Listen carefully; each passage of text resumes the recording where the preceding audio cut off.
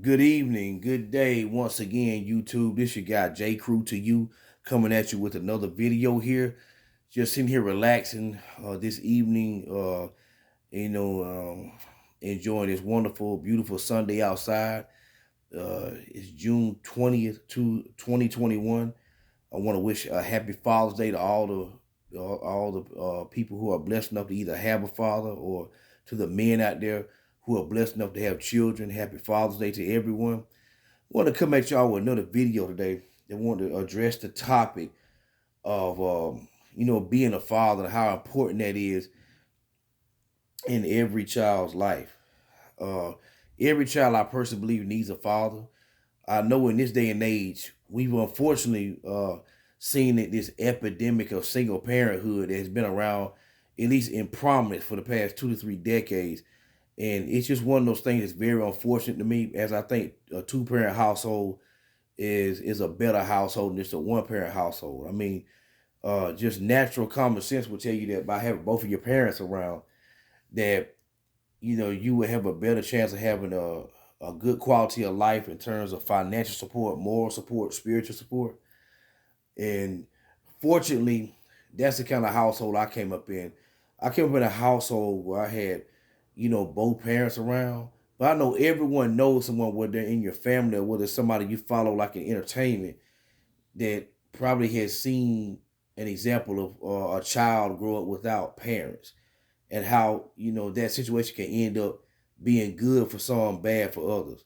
As you see with the vid pic here, I have a picture of both LeBron James and Durant, uh, in my video, as my video pic. And some of you all might think that for a thumbnail pic, that's kind of strange. What do these guys have to do with anything?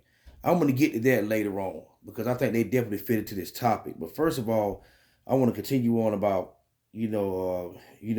Father's Day. Um, if anybody pays attention, in my opinion, Mother's Day tends to be more celebrated, generally speaking, than Father's Day. And that's always been kind of unfortunate to me, because to me, the father is just as important and should be more supported, or should be more celebrated, just as much as Mother's Day. The mother is always seen as the head of the household, or nowadays, in terms of the most important person. For most people I know, they're thinking their mother first before they think of their father. The mother tends to be the more emotional parent that kids can lean on in times of great discomfort, while the father may be there. Your father, he more likely to give you that big kick in the butt and tell you to go out there and figure it out when it comes to issues in the world, amongst people that I know, while the mother might be more understanding and might be more caring of your situation. So the mother tends to get more due on some of these special days. um, the father, he might get a dinner or something like that, or a few presents, but just in general, it's not as thought about as Mother's Day. And I think it's very unfortunate. I'm going to give a few examples of why I think being a father is very important, really just starting out with my own personal life. Throughout my life, my father was always around. He was always there from day one, from birth, up until, as far as I can remember. My father's always been around, and he was a great uh, uh, source of moral, spiritual, and just manly support for me as a man growing up. I tell people all the time, what's weird was that although I had both of my parents in the house, I kind of remember my father more than I do my mother, because my mother, she was going to school when trying to pursue a degree to advance in her profession during my younger years. So my father was there, at times more than she was, because she was going to school, studying her books. She was around. I'm not saying she wasn't there at all, but I still remember my father more. And I think that was just it was somewhat of an advantage, as I would come to see while I was growing up, that just having a father around can be all you need to get to where you need to go, in terms of navigating life with as few mistakes as possible while growing up. Uh, there's some distinct examples that I remember of my dad growing up, that really, really sort of made our bond stronger. and really kind of make me respect him as a dad. I tell everyone who I've ever gotten to know about a few specific experiences. One experience is when I was adolescent. I played youth baseball out at our local park, recreationally while I was growing up. And at the end of one of the seasons of baseball, one of my teammates invited everybody over to his house for a party. I should say his parents invited everybody over to his house for having like a pool party. But before I go into what happened while we were at this pool party, I was kind of known to be like a jokester when I was growing up, a guy who wasn't all that serious, always kind of joking around, and in general, just kind of like a goofball. And that will play into what I'm about to say. Eventually, us kids kind of got into the pool at different points in time. And my teammate's house, the pool was had a shallow end and it had a deep end. I happened to be just cutting up in the water, and I was initially on the shallow end of the pool, but I gradually kind of moved towards the middle point where right before it drops off to the deep end. It had got to a point where I kind of lost my balance unintentionally, and I began to panic in the water. I began to shout, scream, and just kind of just hit the water to let people know that I was in trouble. I distinctly remember my teammates who were in the pool looking at me and laughing because again they knew what my personality type was. They knew I was kind of like this goofball guy who was probably just cutting up, trying to make a scene. What actually was happening was that I was slipping into the deep end of the pool, and I could remember water filling my lungs at this time, and I was getting very, very scared. So I could see my teammates really weren't taking me seriously. Out of nowhere, my father, who was at this party, of course, as you know, he always kind of would monitor my activities if I went on somebody's house, jumped in the pool unbeknownst to me. And I mean, I didn't even know it was him until I was pulled out. I didn't even know that was my dad. But I heard this big old splash behind me, and he pulled me out and pulled me to safety. I mean, I literally could have died right in front of a bunch of people, but because my father was there, he was able to intervene, save my life, and I was able to live on, obviously. And I remember later on when I got home that night, I was shaken up by that experience because I knew I could have died. I felt the water filling up in my lungs, and I was starting to feel my chest getting heavier, with that water. But I was able to sort of cough it up, and excrete some of it. Let's just say in other ways. But I remember when I got home tonight. I remember when I walked into our den. I sat down into the chair, and I just sat there for like 2 hours, just kind of staring into space, staring into Wonderland, thinking about how I could have passed away. But I was very, very blessed to have my father there. And it was an experience I never forgot because if he wasn't there, I don't think nobody would have jumped in that pool to save him. I would have died. And so, I was just blessed to have him around on that particular day. Another incident I can think of is when I went fishing with my father around these same adolescent years. There was a pond across from the buildings where my father worked in our hometown that he would take me to go fishing. My father uh, uh, did a couple of things, uh, at this particular stop where we fished at that really stuck out in my mind when I was growing up. The first thing I distinctly remember was us having that birds and bees conversation. If anybody has ever had, any parents around, or at least in my mind, if there are any parents that had sense, they would have a conversation with you about the birds and the bees. And I'm not going to sort of, restate what that is, but for people who out there in the world, y'all know what that is. And I remember having that conversation with him. And, it kind of sticks out in my mind to this day. He was just educating me about, human sexuality, started talking to me about girls and stuff like that. Man, I distinctly remember that conversation that we had. Also, when we went fishing one time, I remember one of the first fish I ever caught at this pond. My father helped me reel him in as I was so young, I didn't have no strength about myself. It wasn't that the fish was so big, but he just wanted to make sure I caught it. So I remember we pulled the fish in together, and I pulled a fish close to my face because I just wanted to look at it. I couldn't believe I caught a fish. Before I know it, the fish excreted some water, and just bam, just hit me in the face. And I looked back at my dad, and we both just started laughing. I mean, to this day, when I talk about that experience, I tell people that fish, I think that fish peed on me. Because that fish was just so aggravated with me. I mean, he could have been excreting water just through his gills or something, but I remember back then I kind of took it not really as water, but as urine. I mean, it didn't have no distinct smell to it or nothing, but I just thought that's what it was. And I just have left it that like that. And I remember me and my dad laughing just until the cows came home about that particular experience. And it was just something I never forgot, throughout my life. Also, as many kids, in particular boys, may have experienced, you may have participated in recreational football. We used to call that when I was growing up Pop Warner football, where you might play flag football at your local park, and as well as what we call mite football. We start putting on the pads and the helmets. My father was one of the assistant coaches, and he was there to make sure that I didn't cut up too much on the field, that I played football, and I was very respectful.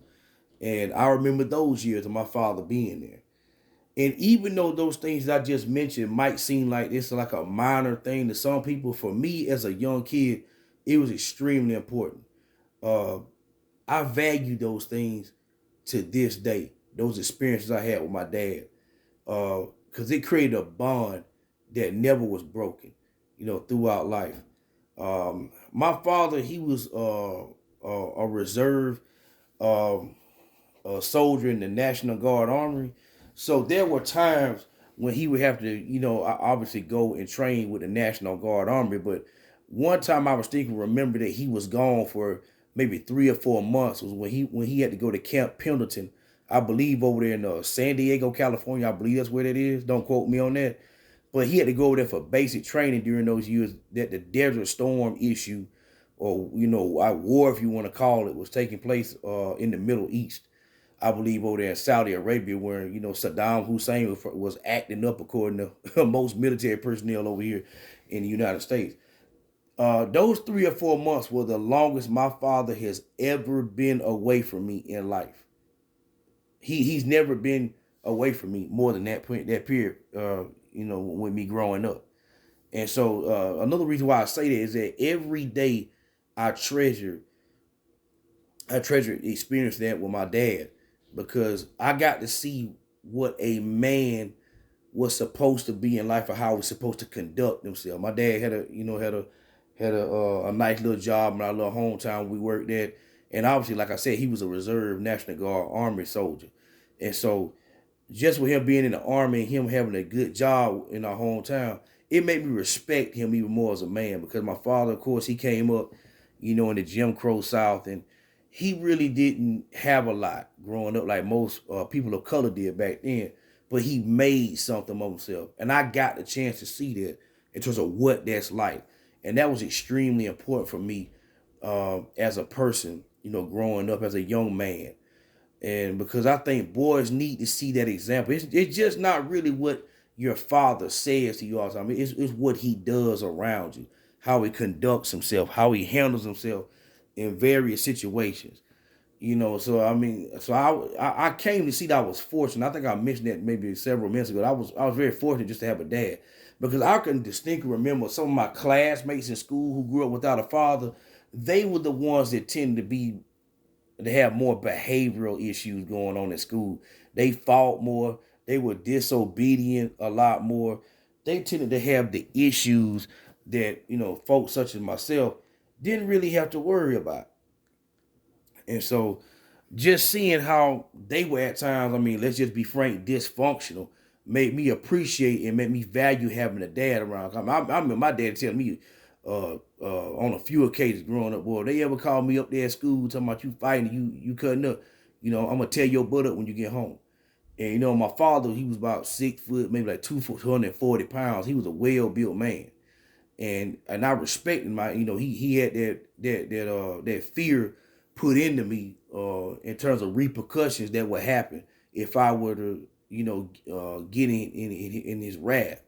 And so he definitely made me respect him in that way. And I definitely was not a bad child. There were a few times where I kind of got out of line when I was a teenager. I mean, we may have argued about something, but it wasn't nothing too serious. But again, those are just some things that I want to list out personally that made me respect having a father growing up. And I saw that if I ever had kids, I was gonna have to be that close with my kids, and I was gonna have to be on my kids like that. Because keep in mind, over the past 2 to 3 decades, the world has changed a lot with technology. You really have to be on your kids and be aware of their activities even more so, because of what they get exposed to out here. What our world changed so much with technology, with some of the LGBTQ issues that are going on. You need a man around you, especially if you're a boy, to help you understand what's going on, help guide you, because you're not just gonna understand certain things when you're growing up as a man. Um, like I said, I was kind of leading into an issue just a couple of minutes ago when I started talking about people, some of my classmates who did not have a father figure growing up. And I want to speak on that by continuing on with the thumbnail pick that I chose, which features two prominent NBA players, Kevin Durant and LeBron James. For anybody who's really followed these two brothers, obviously the first thing you would know about either one of them is that they're spectacular NBA level talents. They pretty much carried the league since they've been there. They were just child prodigies, but people knew they was probably going to be NBA level players when they were growing up, especially at the conclusion of their high school careers. Uh, LeBron James was born in December of 1984, and he was born to a lady by the name of Gloria James. But I cannot list who LeBron James' father is. I think LeBron has even been on record as saying he has no idea who his father is. And I think that's very unfortunate. And I say that because I believe LeBron had to go through a lot of unnecessary trials and tribulations when he was a younger man because he didn't have a father around. And I believe that if you had a man around, as I was saying some minutes ago, you would have more support. You would have more of a support system, financially, morally, and spiritually. LeBron didn't have that. If anybody's read up on his story, he was always moving around Akron, going from apartment to apartment, sometimes house to house. And Gloria really couldn't keep jobs, as she was a teenager when she had it. So she couldn't really maintain anything. All she could do was just do her best, and have relative help. Well, I think some of LeBron's coaches might have helped him at certain times with his living situation. I believe 1 year in school while he was in elementary school, I believe he missed like maybe 3 months worth of school, somewhere around there. And again, it was that instability that he experienced at home. And so LeBron didn't have any kind of memories of like a father figure from what I read growing up, which I think is absolutely terrible. Usually guys like LeBron who kind of come up in poverty and they don't really have a father figure around, they just end up being like a headache to people that know them. They might come up, indulging in the streets and stuff like that, and being maybe just dysfunctional individuals, not knowing how to be a father to their own kids or treat their women that they deal with respect. And that usually might be the case. But obviously LeBron had a talent of basketball, and that probably kept him focused growing up. As you see now, as an adult, LeBron, has his own family.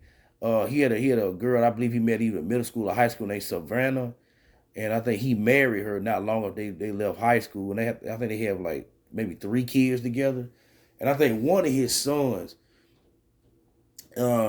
is becoming a known prospect playing basketball. I mean, some people even think that LeBron's even hanging around the NBA, so his son could probably at least play against him maybe 1 year when he's in the NBA. Don't say that you heard that from me first, but I just kind of heard that, that may be a possibility. But either way, LeBron is just one example of a rarity that happens.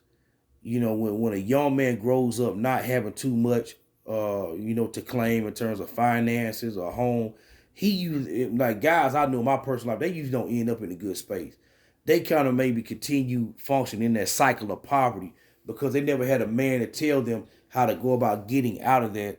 And, they never had any role models to look up to help guide them. They just had to guess their way to adulthood. And a lot of times it just does not end up well.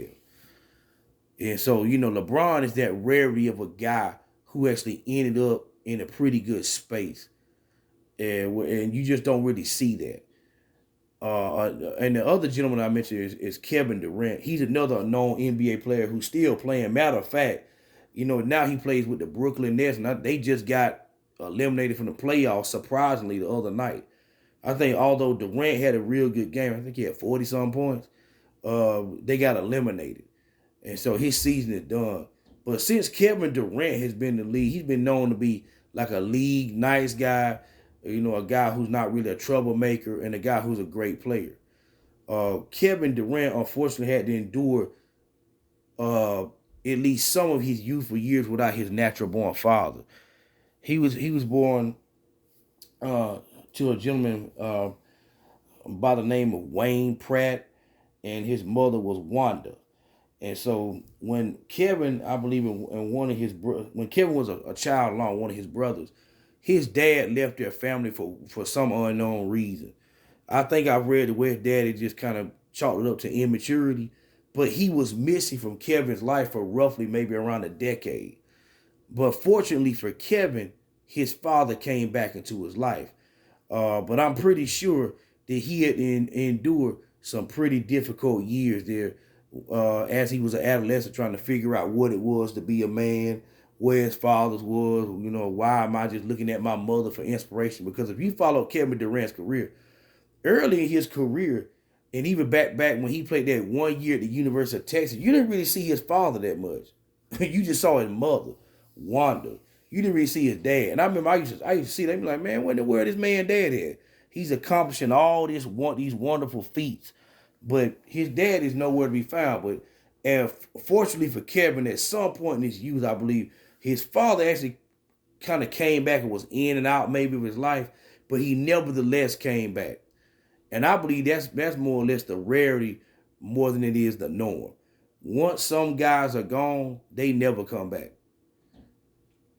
They just don't return their child's life like for whatever reason.